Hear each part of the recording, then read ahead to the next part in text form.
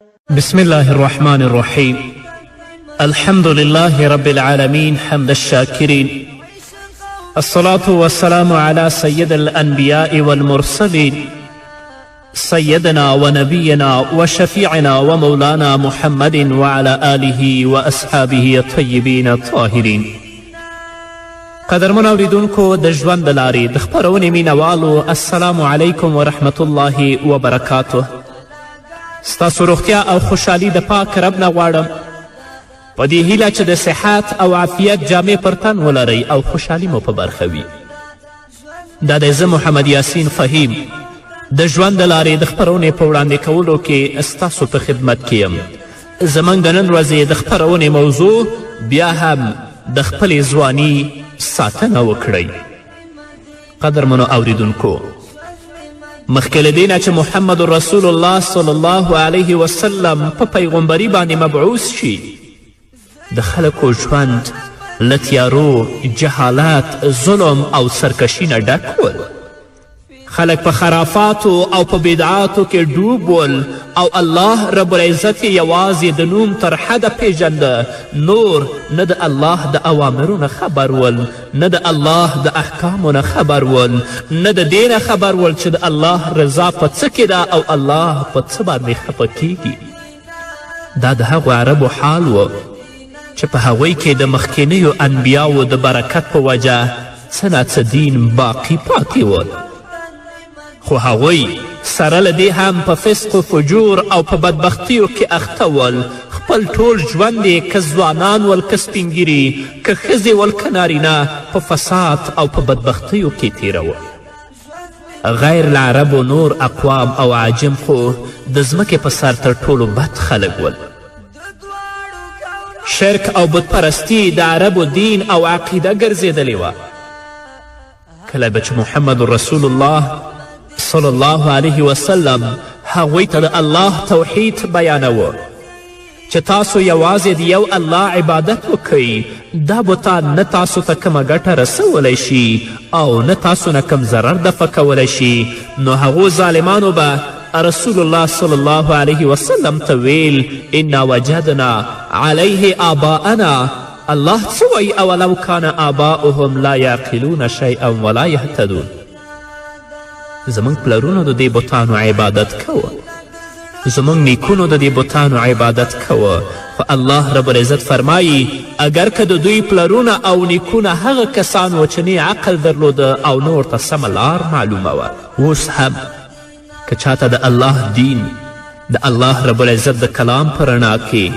د محمد رسول الله صلی الله علیه وسلم د احادیثو په رڼا کې بیان شي، په هغه بدبختیو، رواجونو او خرافاتو کې چې دوی اخته دي، که ته د هغو معنی ګرځې نو دوی به درته وایي چې زموږ پلار دا کار کوو موږ هم کوو، زموږ نیکونو دا کار کوو موږ هم کوو. اگر که د دوی نیکونه او پلرونه په هغو لارو باندې روان ول چې هغه سمه لار نه وه.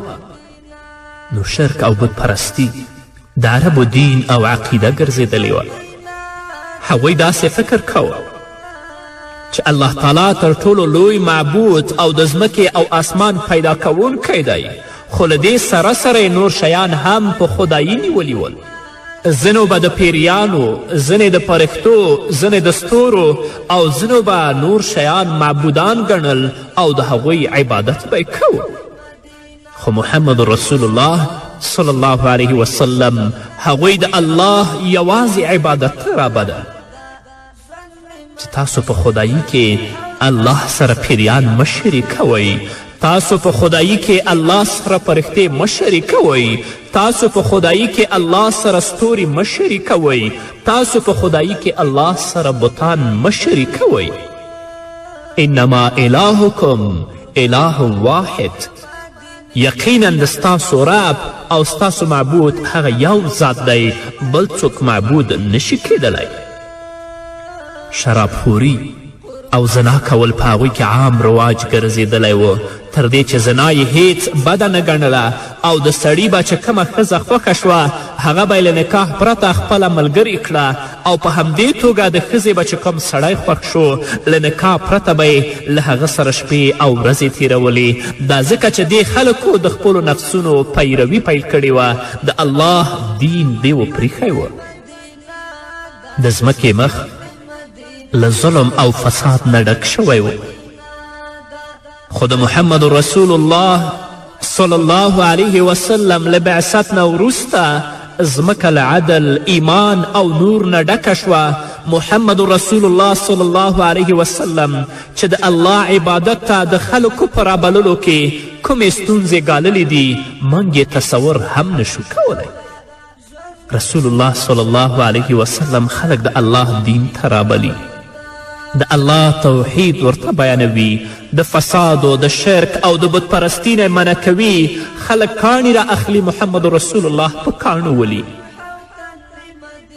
مشرکین راجګیږي محمد رسول الله صلی الله علیه وسلم ته مجنون او لیونی العیاذ بالله وایي رسول الله ورته د الله دین بیانوي هغوی ورته وایي دا کاهن دی جادوګر دی محمد رسول الله د الله دین ورته بیانوي هغه ظالمان ورته وایي چې دا شاعر دی نو محمد رسول الله صلی الله علیه وسلم چې د الله تعالی عبادت ته د خلکو په رابللو کې کمې ستونزې ګاللې دي موږ د هغو تصور هم نشو کولی نن ورځ علمای کرام د انبیا علیهم الصلاة والسلام وارثین دي او په څه کې وارثین دي په دین کې وارثین دي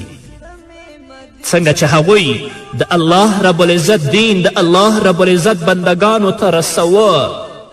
د چا نه نه ویرېدل د خلکو القابو نه نه ویرېدل که چا به ورته لیونی ویلې چا به ورته مجنون ویلې چا به شاعر او جادوګر ورته ویلې خو هغوی د الله توحید بیانوه د الله دین رسوه نن ورځ علمای کرام د انبیا علیهم الصلاة والسلام وارثین دي ارادې شي چې څنګه انبیا علیهم الصلاة والسلام د الله دین بیان کړی و فیصدي خو د دوی هم کوشش وکړي زه د بدعاتو مقابله نه کوم د خرافاتو مقابله نه کوم د شرکیاتو مقابله نه کوم د الله دین د الله د رسول او د الله د کلام په رڼا کې نه بیانوم چې خلک په ما باندې یو نوم کښېنږدي ته به د آخرت په ورځ د الله په حضور کې نه درېږې الله به درنه پوښتنه نه کوي تاسو ګورئ حضرت نوح علیه الصلاة والسلام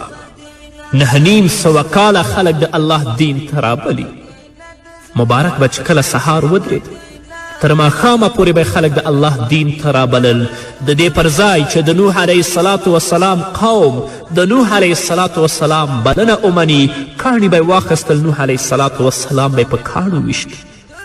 ماښام به د کاڼو لاندې بند پاتې و جبرائیل علی نبینا و علیه الصلاة والسلام به راغی نوح علیه الصلاة والسلام به یې د کاڼو نه راوویسته د هغه د پرهرونو او د زخمونو تداوی او درملنه به یې ورته وکړه نوح علیه السلام به بیا پوښتنه وکړه چې جبرائیله سبا زما څه دنده او څه وظیفه ده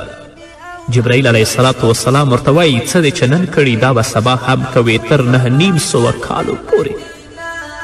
موږ باندې خو لا دا ورځ توسه هم راغلې نه ده نو که موږ د الله دین نه بیانوو په ډاګه خلکو ته نه وایو آخرت کې به الله څخه سخت مسئول یاستو راشئ ځوانانو خپل مسئولیت وپیژنئ راشو علماو کرامو خپل مسئولیت ته متوجه شئ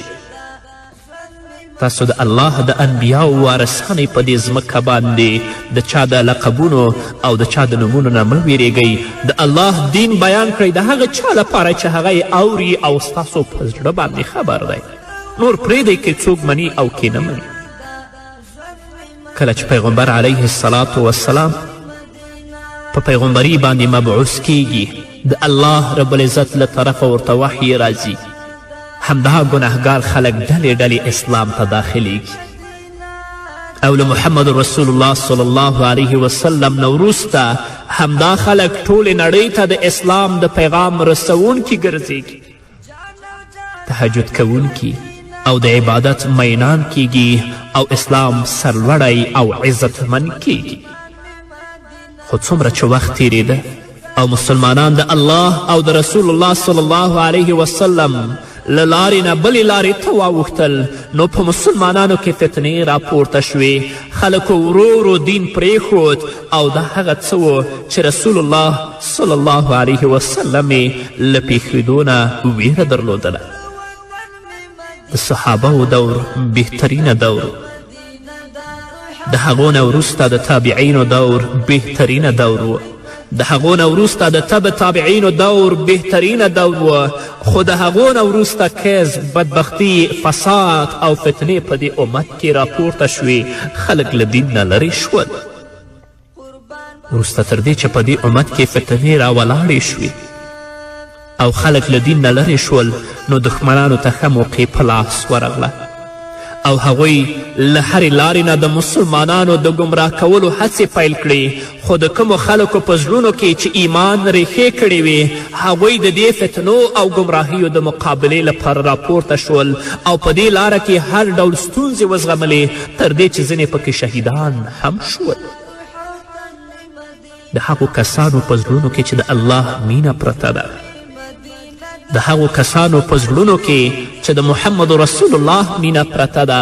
د هغو ځوانانو او پیغلو په زړونو کې چې د الله او د رسول صلی الله علیه وسلم مینه پرته ده د دې ظالمانو مقابلې ته راپورته کیږي د دې فتنو مقابلې ته راپورته کیږي کله هم د ظالمان او د اسلام دښمنان دوی نشي ګمراه کولی خو د هغو کسانو زړونه چې د الله او د رسول الله صلی الله علیه وسلم د مینې او د محبت نه تش او خالی دي هغو د خپل ژوند د دنیا ژوند ګڼلی آخرت یې هیر کړی قبر یې هیر کړی حساب او حشر یې هیر کړی دی نو هغوی د دې ظالمانو په جال کې پرېوتل په دې فتنو کې وغورځېدل د خپل دنیا یم تباه کړه او آخرت خو تباه او تباه دی الله دې زموږ ځوانانو خویندو او ورونو ته هدایت وکړي او الله دې د دې فتنو نه موږ وساتي نو چې کله دښمنان یهود او نصارا غواړي چې موږ ګمراه کړي نو موږ ته پکار ده چې د دښمن مقابلې ته راپورته شو او هغه داسې چې هر مسلمان ریښتینی مسلمان شي او د دې دین لپاره له خپلو سرونو نه تیر شي لکه څرنګه چې لومړني مسلمانان صحابه کرام له خپلو سرونو نه تیر شوي ول هغوی د محمد رسول الله په خوا کې ولاړ ول هغوی د خپل مور ټول مال جایدات او اولاد د الله او د الله د رسول د دین نه زار کړي ول هغوی آخرت غوښته دنیا یې نه غوښتله ګرانو ځوانانو هغوی تاسو غوندې ځوانان ول هغوی د خپلو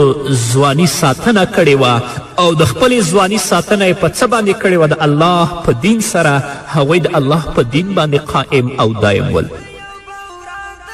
نو که غواړئ چې په آخرت کې الله ته په اوچته غاړه باندې ولاړ اوسئ الله هم جنت ته بوځي نو راشئ د خپله ځواني په دین کې مصرف کړئ د دې پر ځای چې دا ځواني په فساد په بدبختیو په سندرو او په موسیقیو کې مصرف کړئ نه د الله دین کې مصرف کړئ چې الله رب العزت تاسو نه په آخرت کې راضي شي د دې عمر او د دې ځواني پوښتنه به الله رب العزت تاسو نه په آخرت کې کوي د الله رب العزت نه خلاصون نشته الله دې ماته زما ځوانانو ورونو او خویندو ته توفیق ورکړي چې د الله د اوامرو او د الله رب العزت د احکامو پابند شو تر څو چې الله رب العزت موږ د جهنم نه وساتي او جنت ته مو داخل کړي او که خدای مکړه د دنیا په ژوند باندې دوکه شو فساد ته مخه کړه هم به دنیا زموږ تباوي او هم آخرت الله رب العزت دې زموږ ساتنه وکړي الله رب العزت دې زموږ ځواني په دین کې مصرف کړي د دین په خدمت کې دې الله مصرف کړي او الله دې موږ د دین خادمانو ګرځوي نور به واورو قدرمن اورېدونکو خود یوې دمې نه وروسته زه وځم که نور تیر باسم د شنه توت پر ټیټې څانګې ماشومان چې وینم زانګې د ځوانۍ سهار راسه لږه وګوره په خلاصه لږه وګوره په خلاصه قدرمنو اوریدونکو بیا هم زموږ سلامونه او نیکي هیلې ومنئ. درنو ځوانانو، که غواړئ چې په دنیا کې هم خوشحاله ژوند ولرئ، که غواړئ چې په دنیا کې هوسا ژوند وکړئ، د فتنو او د مصیبتونو نه په امان اوسئ، د الله د دین پابند شئ. ځکه کله چې مسلمان او ځوان د الله تعالی له دین نه لرې شي نو په مصیبتونو او فتنو کې اخته کیږي. او د دې فتنو او مصیبتونو تر ټولو لویه وجه باطل مذاهب دي. نن ورځ څوک کمونیست، څوک سیکولر او څوک دیموکراسي پابندان دین د الله پریښی دی او باطلو مذهبونو ته یې مخه کړې. کله چې مسلمان له الله تعالی او دین نه لرې شو، په کمین کې ناستو دښمنانو ته د دوی د ګمراه کولو ښه موقع په لاس ورغله. ځوان او مسلمان چې د الله دین نه لرې شي، د الله نه لرې شي، نو د اسلامیت او د انسانیت دښمنان ورته په کمین کې ناست دي. هغوی ډیر زر بیا ګمراه کولی شي، د اسلام د لارې نه منحرف کوي. د هغوی تر ټولو لومړنی هدف د مسلمانانو ځوانانو ګمراه کول دي. ځکه همدا ځوانان دي چې په هر ډګر کې تر هر چا مخکې وي. که څه هم چې په مسلمانانو کې ځینې داسې خلک هم شته چې ایمان یې په زړونو کې ټینګ شوی، خو دښمنانو د دې وړې ډلې هیڅ پروا ونه کړه او د اسلامي امت د ځوانانو په ګمراه کولو یې لاس پورې کړ. نه ګرانه ځوانه، راشه د الله کلام پرانیزه، راشه د محمد رسول الله صلی الله علیه وسلم احادیث پرانیزه او وګوره چې یو ځوان، مسلمان ځوان په اسلامي ټولنه کې څه مسئولیت لري، د هغه موقف څه دی. نو که ته د الله کلام ته مخه کړي، د الله دین ته مخه کړي، د محمد رسول الله صلی الله علیه وسلم احادیثو ته مخه کړي، کله به هم د دښمنانو په جال کې پرې نوځې. او که خدای مکړه دین ته بې اعتنایي، مانځه ته بې اعتنایي او روجې ته بې اعتنایي د خپل ژوند سندرې او موسیقي وګڼې، نو بیا به د اسلامیت او د انسانیت دښمنانو په جال کې پرېوځې. دنیا به دې هم تباه شي او آخرت به دې هم تباه شي. د اسلام دښمنان د پټو لارو نه کوشش کوي چې زموږ ځوانان منحرف کړي او د هلاکت کندې ته وغورځوي. که دښمنانو په ښکاره توګه له مسلمانانو سره د جنگ اعلان کړی وی،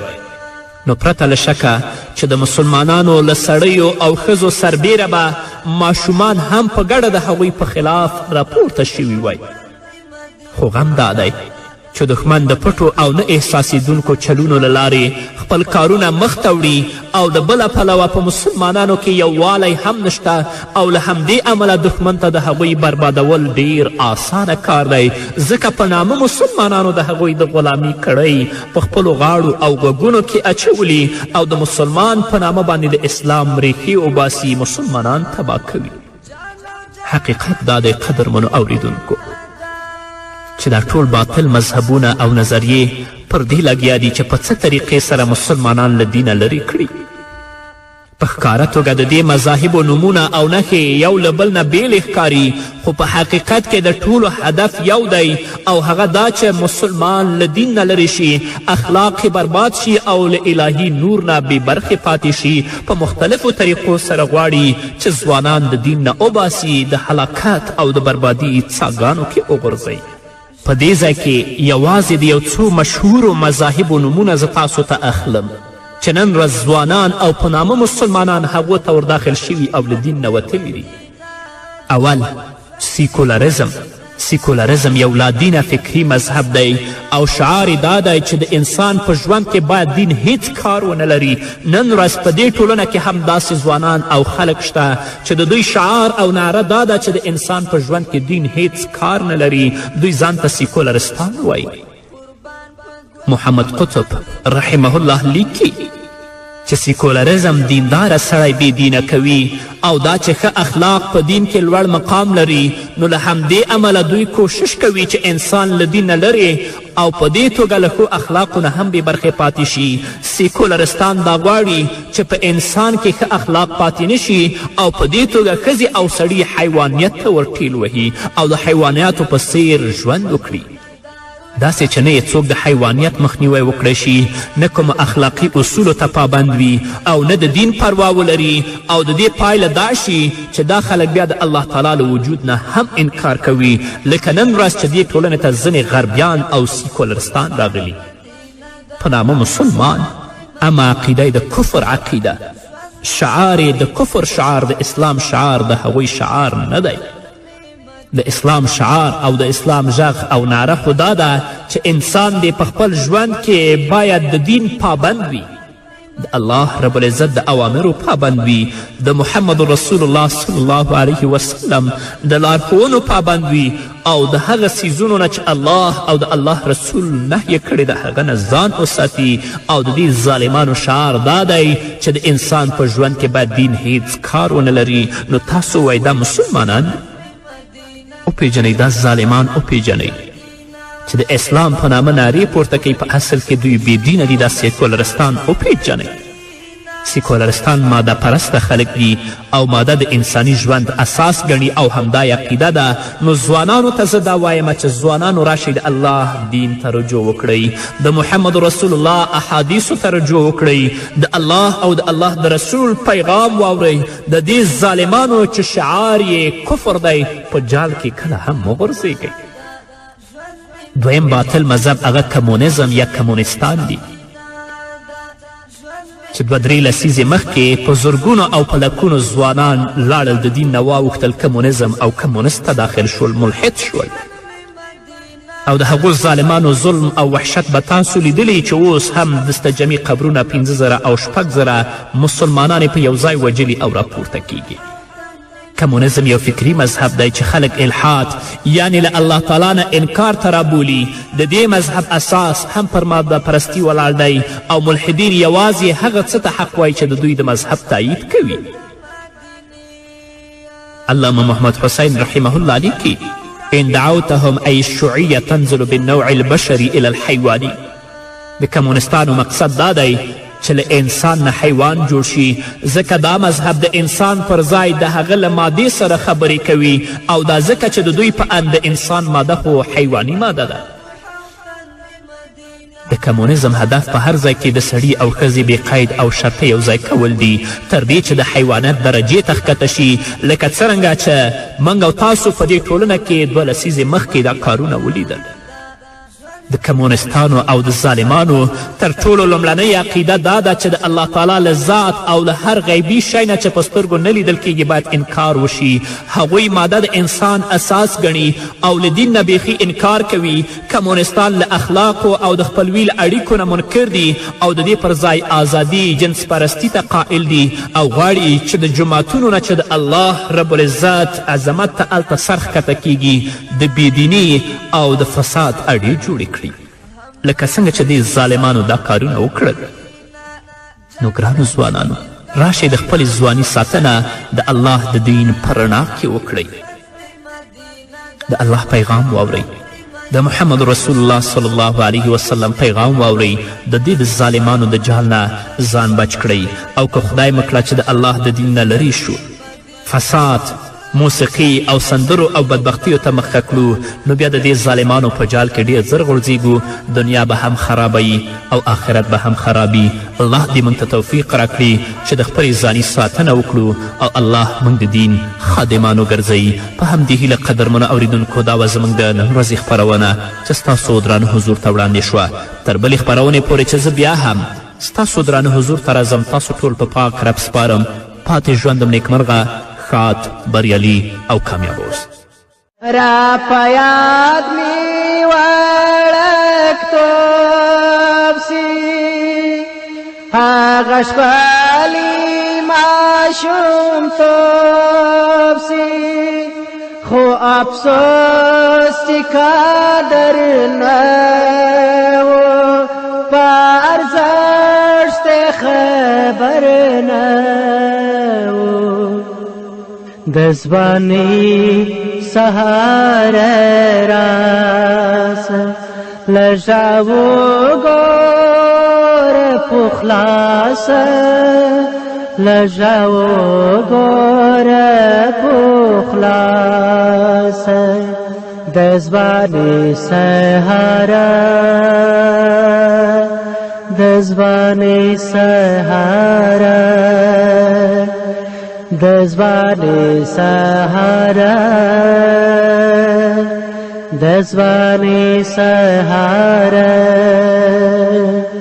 اوستیاره پر مشخواری دی لدرد ډکی شبی دی تر پښو لاندې یو مظلوم دی د غمو د سیل هجوم دی د ځوانۍ سهار راز لږه وګوره په خلاصه لږه وګوره په خلاص د ځوانۍ سهار راز لږه وګوره په خلاصه لږه وګوره په خلاص د ځوانۍ سهارا د ځوانۍ سهارا د ځوانۍ سهارا د ځوانۍ سهارا